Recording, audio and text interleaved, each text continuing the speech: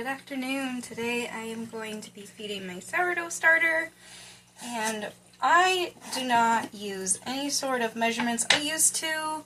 I got a scale for it. It was too much to keep up on all of it.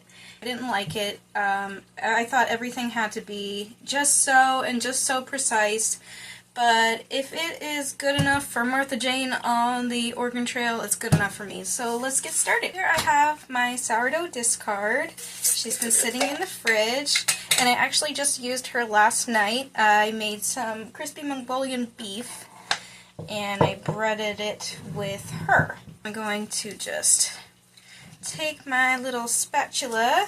I'm going to give it a good mix. I'm going to deflate any of those bubbles. Any of them that are left.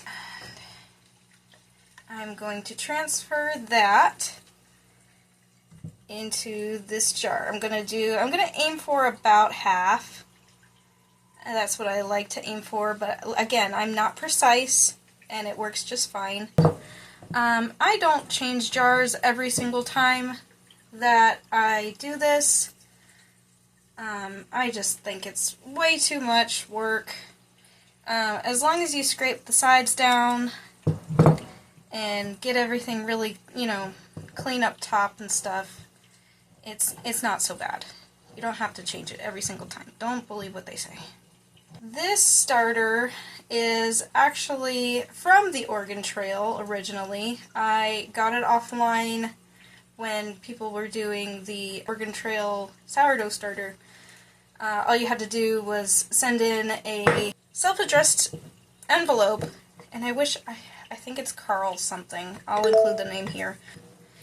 And I think like a stamp along with it or something like that. And I did it. I really didn't expect to get anything from it just because it had gotten so popular and they were like really backlogged at the time. And it showed up at our post office one day, and I was so giddy because I had the hardest time trying to get one started and kept up. Now that I have my discard gone, and I've got about probably a little under half, which is okay. As long as you have some left, it's fine. Because, I mean, you're going to take out a lot to make a bread or make whatever you're going to make, muffins. So, anybody who's made sourdough, you know that you can start from like this much and feed it and it will be fine. So, I have a handy scoop in here that I just use to come in, and I kind of just grab as much as I want. This one is a 1/4 cup. But sometimes I don't fill it, sometimes I overfill it. It really doesn't matter. It's still gonna rise. The yeasts are still gonna do their job, and they're still gonna ferment and eat the nutrients on the flour. Now for the flour, I've been using whole wheat flour because I think that may have been one of my problems when I was first starting out with my starter, is that I was only using bleached flour. And come to find out, things need nutrients too. You can't just feed them McDonald's all the time and expect them to be thriving and healthy. You have to give them vitamins and nutrients to get them going. So I noticed that anytime I would add a bit of Bob Mills rye flour, they would puff up. They would get excited, and I did that for a little while. But truth be told, I neglected them. I was a terrible sourdough parent, and I neglected them. So now I strictly use whole wheat flour, and it works amazing. They have their nutrients, and they can get to boogieing. So here I just have, this is what it looks like in my jar, and I have all my flour in there, and literally not even a tablespoon of water right now. And I'm going to mix that up and see how it looks. I've noticed that the wetter you get it, the less of a rise you're going to have in your jar. I noticed that when I limit the amount of water that I put in and go for a certain texture, it seems like I get a better rise. So if anybody has any idea to why that happens, feel free to pop a comment below. This is what it's looking like so far. This is a little bit still too dry for my liking. And here I just added a little bit more water. It doesn't have to be as strict of a science as people make it out to be. You will still get delicious breads. You will still get delicious breading. You can deep fry things. You can mix it into soups to make them thicker. You can do anything with this.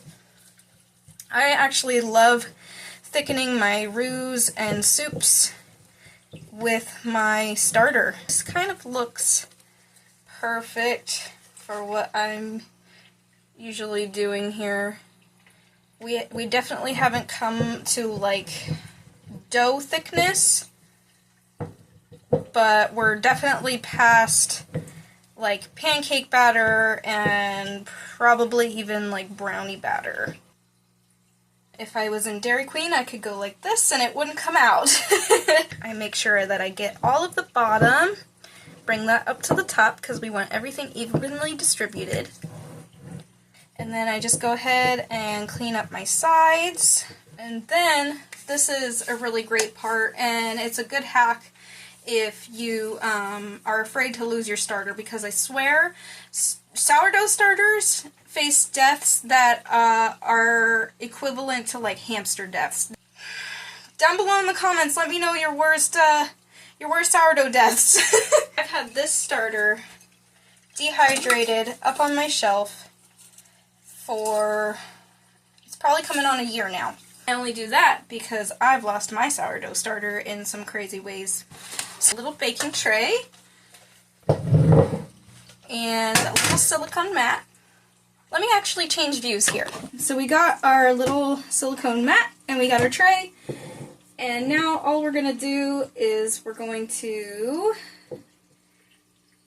take this out of here, and whatever is left on here I'm going to just spread really thinly.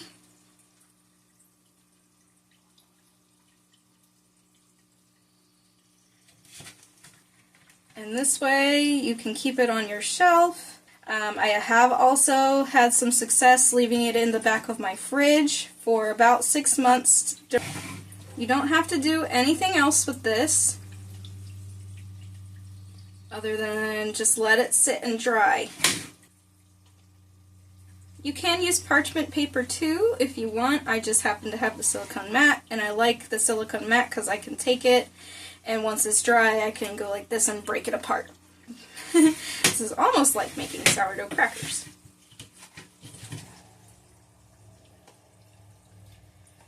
I couldn't pick up, so none of it goes down my drain. Please do not put sourdough starter down your drains. You will have a huge plumbing bill. Alright, so from here I'm just going to let this sit. I know that might be crazy to some people, but there is absolutely no harm in letting this sit out and dehydrate just from the air around it. Don't let people scare you into thinking you can't dehydrate things without a dehydrator.